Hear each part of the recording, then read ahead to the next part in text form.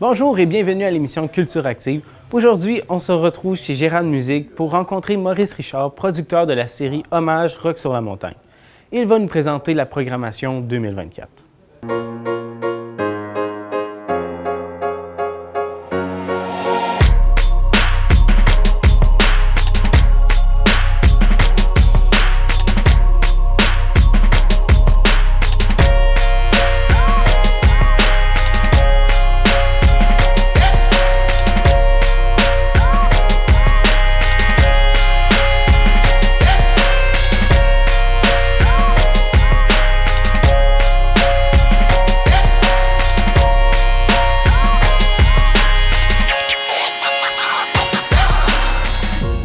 Bonjour. Bonjour Benjamin, bienvenue chez Gérald de Musique pour parler de rock entouré de guitares électriques. C'est vraiment concept, c'est parfait. C'est concept, c'est l'endroit idéal. Moi j'appelle ça la caverne d'Ali Baba des guitares électriques. Vraiment. Super de belles salles d'exposition qu'on a à Victoriaville, au centre-ville. Ça pourrait quasiment être un musée. Oui, oui. Parce que c'est tellement joli des guitares. Vraiment. Donc, merci beaucoup d'être ici. Pour commencer, est-ce que tu pourrais nous présenter c'est quoi la série Hommage Rock sur la montagne?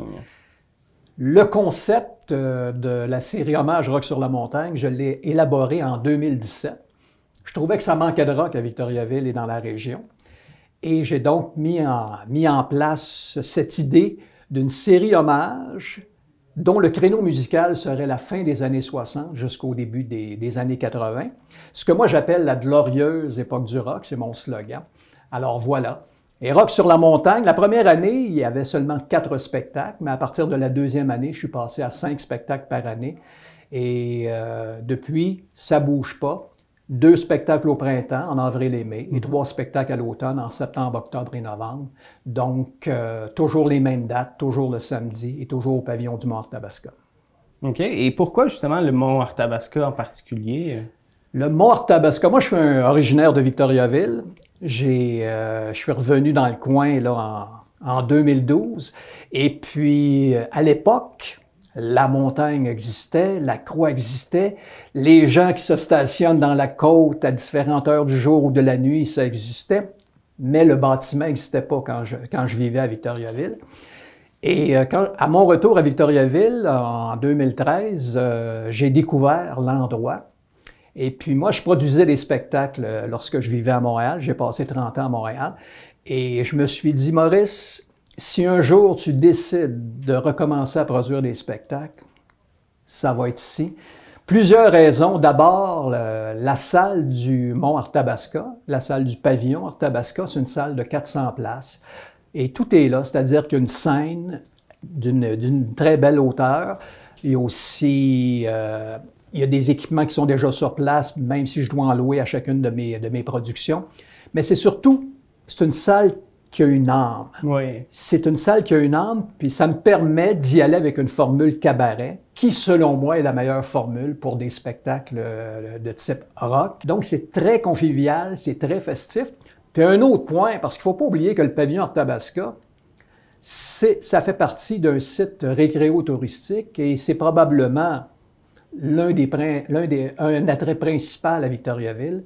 Et moi, j'ai toujours des réactions des groupes qui viennent nous visiter pour Rock sur la montagne. Lorsqu'ils arrivent, monter la côte, ça peut arriver quelquefois qu'il faut que tu arrêtes ton véhicule pour laisser traverser les vaches là, du cultivateur. Moi, je trouve ça très, très bien. Et puis, à un moment donné, tu montes la côte et là, les musiciens qui arrivent de Montréal ou d'ailleurs voient la vue qu'on a, tout ça, et le site. Alors, tout le monde adore ça.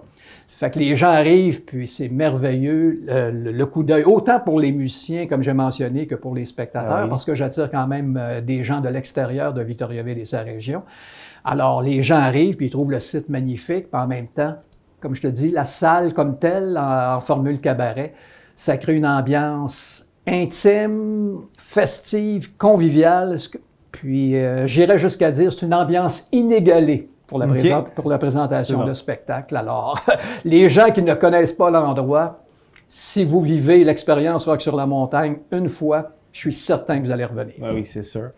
Puis justement, quelque chose qui doit contribuer à l'ambiance, c'est les bands, c'est les groupes. Comment est-ce que tu fais pour les choisir? Moi, je suis dans le milieu depuis très, très longtemps. Et j'ai commencé en 1984 là, à m'intéresser et puis à travailler dans le domaine du spectacle. Et puis, j'ai développé un réseau de contacts, évidemment, autant avec des journalistes qu'avec des musiciens ou avec d'autres producteurs de spectacles. Et j'ai fait de la radio aussi, donc j'ai écouté beaucoup de musique, tout ça.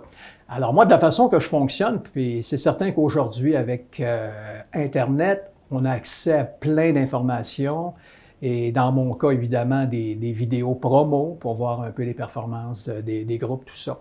Mais je fais beaucoup de recherches, je me renseigne énormément auprès de mon réseau de contacts quand j'ai pas l'occasion moi-même de voir les groupes live en spectacle vivant.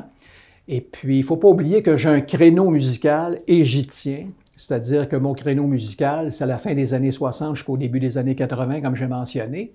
Et puis, je vous cacherai pas que je vais chercher les meilleurs groupes hommages au Québec. Il y en a d'excellents.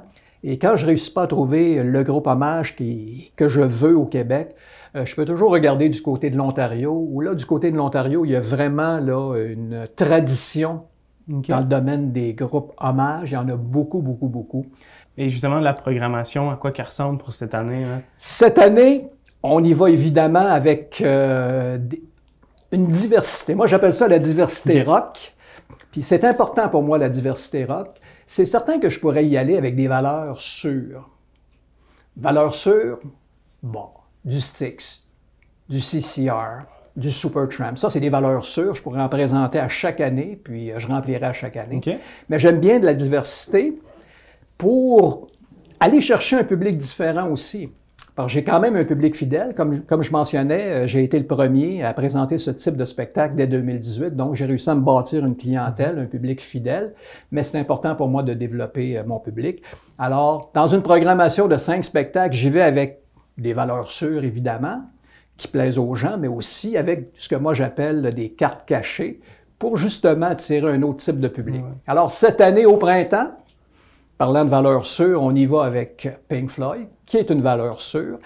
Et ce qui est extraordinaire dans le cas de l'hommage à Pink Floyd, c'est que la première partie du spectacle, parce que à Rock-sur-la-Montagne, le spectacle débute à 20h et il s'est présenté avec un entracte. Donc, c'est pas un horaire de type spectacle dans un bar. C'est un horaire comme dans une salle de spectacle.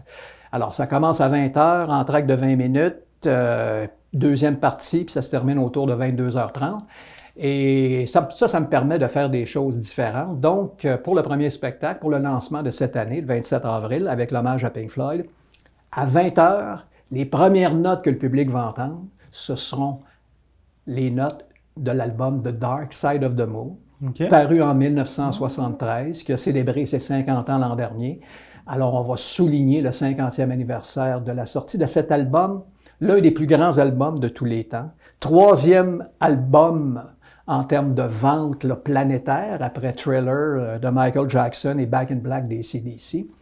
Et puis, c'est l'album qui a lancé véritablement la carrière de Pink Floyd, où là, on sortait un peu du psychédélisme pour être un peu plus populaire. Alors, les gens, non seulement ils vont entendre l'intégrale de Dark Side of the Moon, qui dure 43 minutes exactement, mais le groupe ne fera aucune intervention. Alors, Rock-sur-la-Montagne, c'est un peu ça. C'est une machine à remonter dans le temps. Et puis moi, j'imagine les gens en 73, dans leur chambre, dans le sous-sol, à écouter l'album vinyle, on s'entend, on est en 73, face A, face B. Alors, c'est ce qu'ils vont revivre là, comme expérience avec le lancement de Rock-sur-la-Montagne au mois d'avril.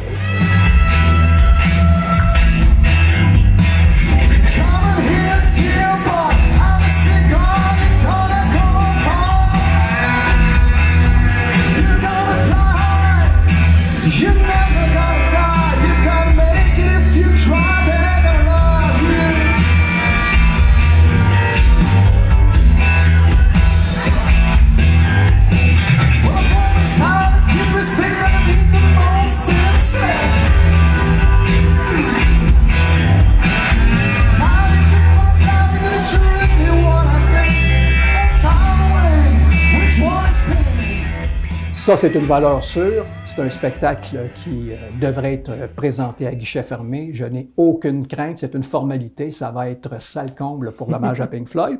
Et mon deuxième spectacle du printemps, ça nous amène au 25 mai. C'est le groupe Kiss.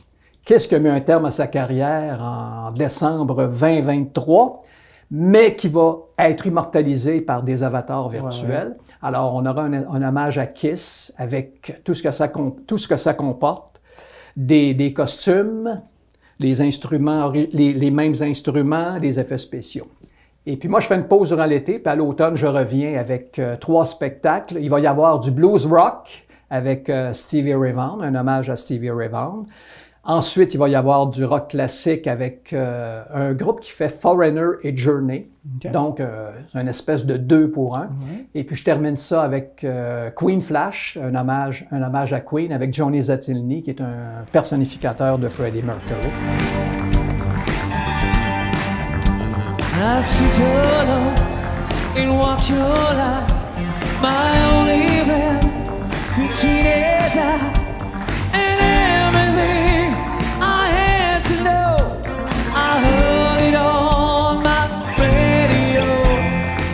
Donc, cette année, diversité rock, du prog, du blues rock, du classique et puis du glam avec le groupe Kiss. Donc, il y en a pour tous les goûts. Merci beaucoup pour l'entrevue.